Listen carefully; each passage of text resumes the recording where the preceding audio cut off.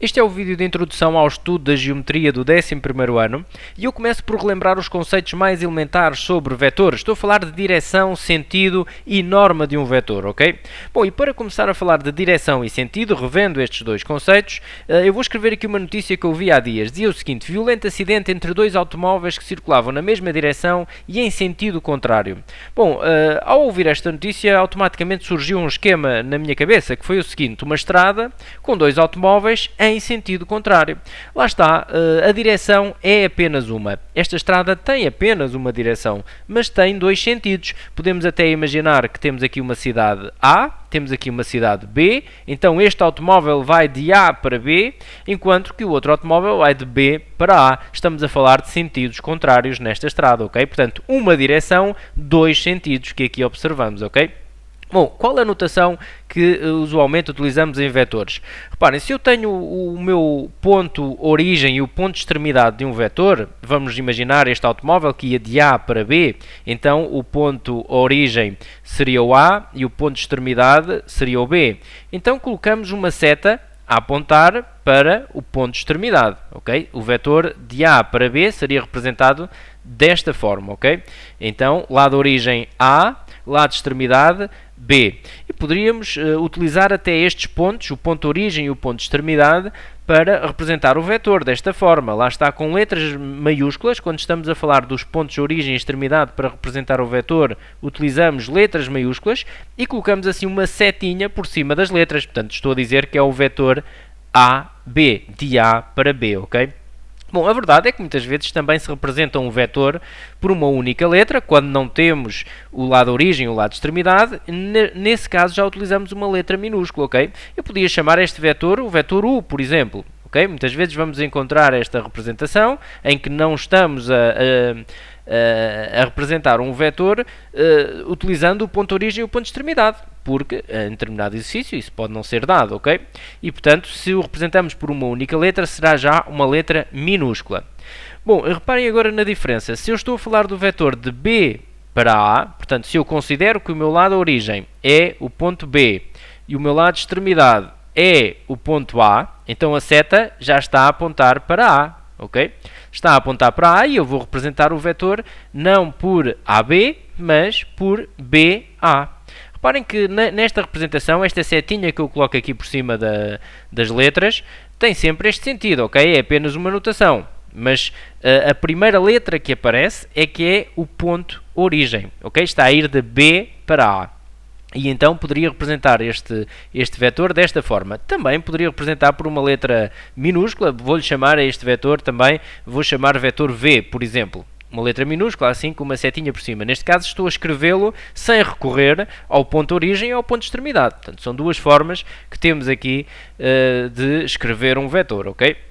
Bom, relembrada então a direção e o sentido, lá está, quando estamos a falar de apenas uma direção, podemos observar dois sentidos diferentes, ok? Vamos agora relembrar norma de um vetor. Bom, e para falar de norma de um vetor, vou relembrar que a norma de um vetor é o tamanho do vetor, é o comprimento do vetor. Portanto, quando estamos a falar de tamanho, de comprimento de um vetor, estamos a falar da norma do vetor, ok? Bom, e para relembrar como determinar a norma recorrendo às coordenadas do vetor, eu vou fazer aqui um exemplo prático e depois generalizo no final, ok? Vou considerar então aqui um vetor U de coordenadas 2, 3, ok? Vou fazer também aqui uma representação do vetor, vamos supor que o vetor U era este, e para ser mais intuitiva a observação da norma, vou falar de vetor livre. Porque é que muitas vezes que falamos de vetores, falamos de vetor livre? Porque um vetor, desde que seja mantida a direção, o sentido e o tamanho, ou seja, a norma, ele pode ser transportado para qualquer zona do plano. E quando falo em plano, falo também no espaço. Se eu estivesse a falar de um vetor no espaço, o conceito é idêntico, ok? É o mesmo, aliás. Estou a apresentar no plano para ser mais fácil a observação. Mas depois, no final, generalizo também no espaço, ok?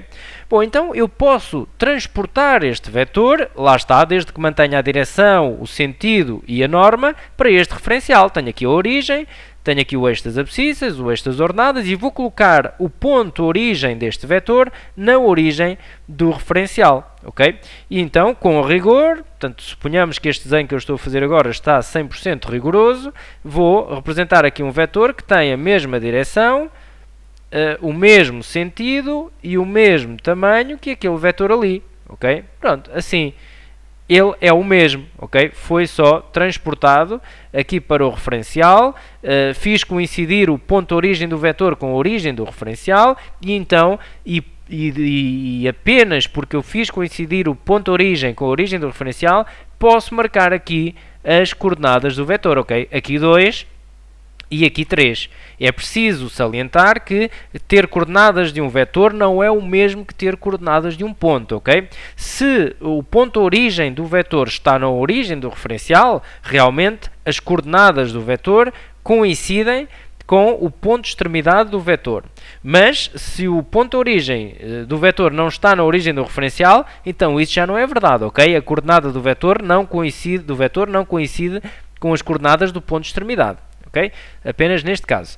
Bom, como é que representamos agora a norma de um vetor? Vamos relembrar que a norma se representa por 4 barrinhas, 2 barrinhas atrás do vetor, 2 à frente. É assim que representamos norma, ou seja, tamanho do vetor. Portanto, quando estamos a falar desta notação, estamos a referir ao tamanho do vetor. Portanto, será um valor positivo, não é?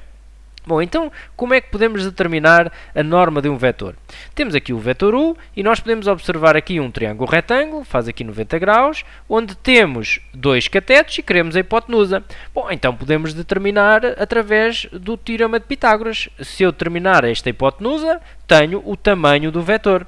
E por isso vou fazer isso. Portanto, a hipotenusa ao quadrado, neste caso a hipotenusa é a norma, ok? Está no lugar daquilo que eu quero determinar, é a norma do vetor coincide aqui com a hipotenusa, então norma do vetor ao quadrado, hipotenusa ao quadrado é igual a 2 ao quadrado mais 3 ao quadrado. E agora o que é que eu poderia fazer? Tirava daqui o quadrado passando a raiz, ok?